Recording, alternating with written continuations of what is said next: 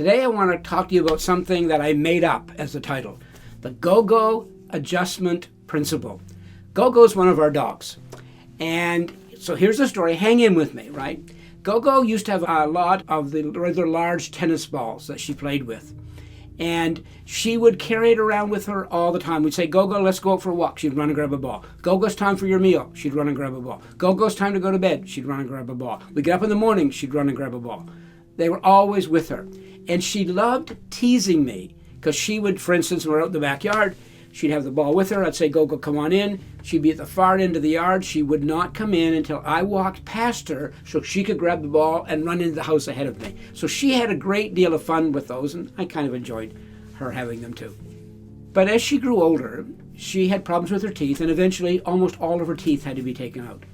And she could no longer pick up and hold or carry that ball. And so sometimes she would run to grab it, and then she couldn't pick it up, and she'd hesitate.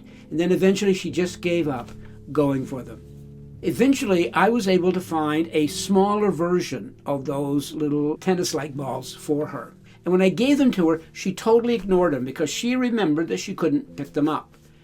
And so then one day I started bouncing them and bouncing them and bouncing them. And eventually she went and grabbed it.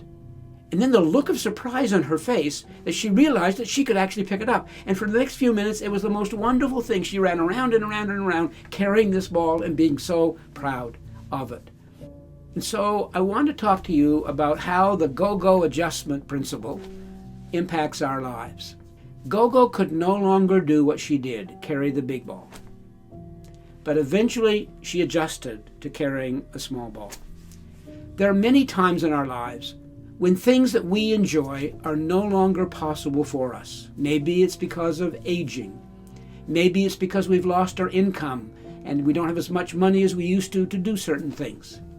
Sometimes enjoyable routines are taken away, like a regular dinner out with a friend who moves away. These things happen, and we have a choice. After we mourn the loss, which is perfectly okay, we can then either be fixated on the disappointment, or we can make adjustments and embrace alternatives. For me, with aging, I'm no longer able to run. I have problems with my knees. And eventually, I was no longer able to use a treadmill for exercising, which I did faithfully 6 mornings a week. So I had to adjust, and I adjusted with an elliptical machine. I now have arthritis, and I'm not able to open jars. I used to be so proud when John tried to open a jar and he couldn't get it open. He'd hand it to me, and I'd go, good, and open it for him. I was so proud of that. But now with my arthritis, I can't do that any longer. So I could bemoan the fact that I'm aging, or I could find a device like this that is so easy to open jars. Very, very easy, even with my arthritis.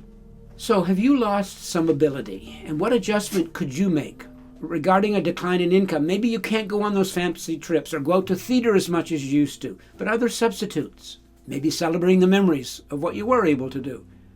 Maybe you could volunteer to be an usher at a theater and still take in those great shows.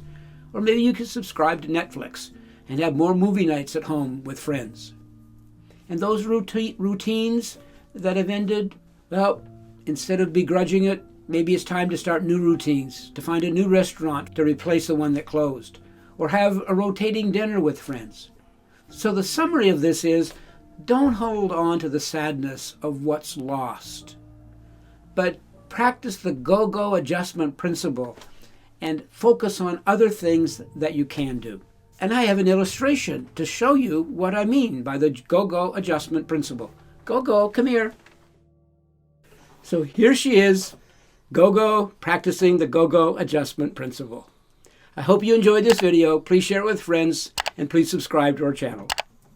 Thank you.